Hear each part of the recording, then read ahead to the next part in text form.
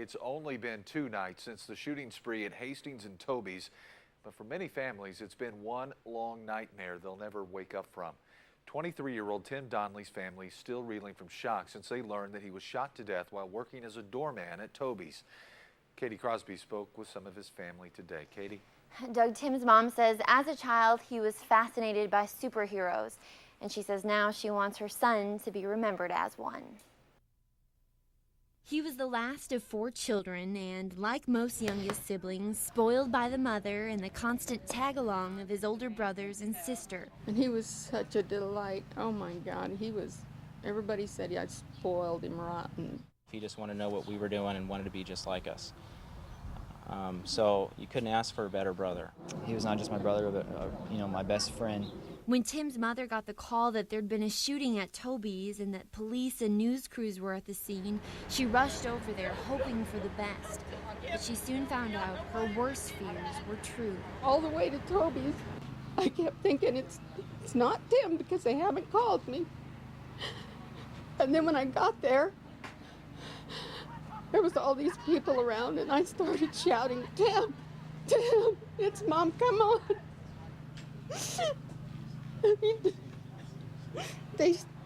They came over and stopped me, and they said that it was Tim. And the mom who'd comforted her son through countless boyhood accidents says it broke her heart not to be with Tim in the end. But I sure wanted to go in and see him, and they wouldn't let me, and it was hard to sit there with him just a few feet behind me in that building. I could just hear her screaming and yelling in the background and yelling for him and her baby and letting her in. It's just one of those moments where it's not real. It's just not. I really wish that I could just hold him one more time and tell him I love him. We heard it on the news and we heard in the paper, a man was shot and killed, and it was like, oh, he's not a man. He's our little baby brother. And but he was. He was a man, and he was a good man. I have learned about his heroism in all of this, and his selfishness, and that's my boy. People should just learn not to take life for granted, because you never know when it's going to end. I know God took him in his heart, took that boy because he did give his life for another, and he's keeping him for me. So tough. Services have not been set yet for Tim. His family says they're grateful for the outpouring of support they've received. If you'd like to help with some of those funeral expenses, an account has been set up in Tim's name at Wells Fargo. Katie Crosby talked to him today, and Katie, a tough situation for anyone to face. It sure is, Doug. The Red Cross has put Bill Heiss up in a hotel temporarily. Bill is finding very little at his house to salvage, and now friends are coming together to help. Yeah. He's walking around almost in a daze in search of any small trace of his past. The house is 117 years old. It's a historical landmark. You can't replace it. There's nothing you can do with it except tear it down, trash it out. It's not just a historical landmark. Bill Heiss has lived in this house since he was 14. A lot of things you'd like to replace, but you can't. There's no replacing to it. Saturday evening, a neighbor shouted to alert Bill that his house was on fire. Within minutes, it was gone. I mean, the whole room was in flames. Bill ran out of the house empty-handed. You can't walk into inferno. I scorched my hair, I know. But, what can you do? Well, how hard was it to stand out there in the front yard watching your whole house? Well, hell. But, there's nothing you can do. Picking through the rubble, it's hard to find anything that's still intact or even recognizable, like this bucket of burned buttons. And just as the debris is still smoldering days after the fire, friends say they know it'll take time for Bill to rebuild. Not burn on the inside. He used to work for the post office. Everybody in Clay County knows Bill. He's well loved, well respected. Bill retired from one job but was still active in his workshop fixing lawnmowers and appliances. Last year I told him, well, yeah, that I was going to cut back. Well, why? I said, well, I'm 81 years old. This garage was still standing. Now Bill says he's trying to salvage something, anything from his shop before others beat him to it. I'd like the scavengers to quit stealing. That just... I better not say it.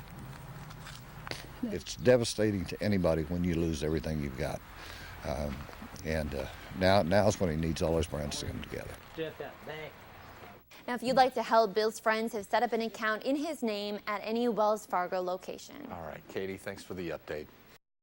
A grieving widow speaks out today just days after police arrest the man they believe killed her husband. Adrian Garnica Aranda is charged with the shooting of Ramon Rodriguez on April 13th of 2008. Katie Crosby joins us now, and Katie, did the arrest bring hope to her that some kind of closure may finally come in this tragedy? When Cristina Rodriguez says this trauma is still far from being over, and she says until her husband's killer is sentenced, she won't have closure. Theirs was a love story that still makes Cristina Rodriguez laugh. I just kind of approached him and went from there. So you kind of made the first move or whatever. I did. Don't tell my parents. A relationship blossomed, and soon Cristina and Ramon were making a life together. I was crazy about him from day one. Cristina calls Ramon a hardworking family man who adored their 3 kids. My son is, of course, his namesake, and Ramon Sr. just thought the baby walked on water, spoiled Cristina rotten. It's been 2.5 agonizing years. The waiting is awful. Years filled with speculation. That he dealt drugs, that he had an affair, that he was a narcotics. I mean, there were just all kinds of crazy rumors going on. But then last April, I pulled up my boots and I said, you know what, that's not him. I did know him, and he wasn't the person that these rumors are saying. News of the arrest brought a flood of emotions, but Cristina says very little relief. I want to jump for joy, and I want to cry, and I want to beat somebody up. And justice is a hard word to come to terms with. Cristina knows nothing will bring Ramon back, even if the accused killer is convicted. He has torn a family to smithereens. Cristina's daughter, Christina, now 12, talked to us at Camp Grinnigan this summer. I just miss him a lot. And Mom says it was tough to break the news to the kids. We all cried together. Cristina says she still brings flowers and other items to the crime scene here on North Beverly, but that she mostly just tries to avoid this place. And now she's begging anyone with new information to come forward to police. So many people get out because they work the system, and I don't want that to happen here. I can't have that happen here. Cristina says she is so grateful that the police did not let this case turn cold. If you have any information, please call Crime Stoppers. That number is 322-9888. All right.